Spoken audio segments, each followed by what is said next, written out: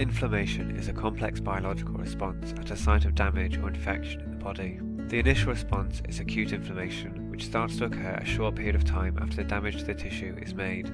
When the damage occurs, cells, such as dendrite cells, release inflammation mediators which initiate the inflammation process.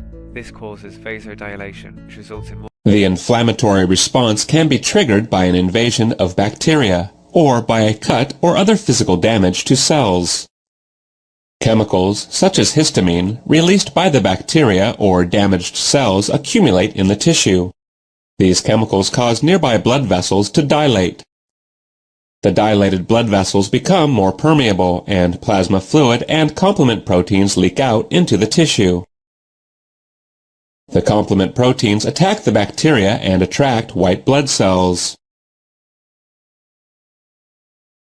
White blood cells, such as macrophages, surround and engulf the bacteria in a process called phagocytosis.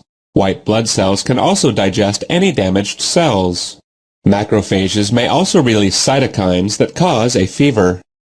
If we talk about the inflammatory signs, so there are some classical signs of inflammation, and one of the first sign is the redness. It is otherwise called as the rubor. The second sign of inflammation is swelling, also called as the tumor. The third sign is the pain. So the area which is inflamed either has pain or tenderness associated with it, and this is called as the dolor. And the next or the fourth sign is the heat.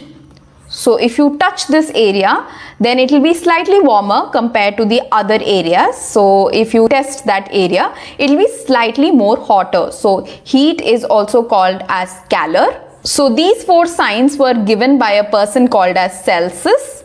And the fifth sign, which is loss of function, was added by Virchow.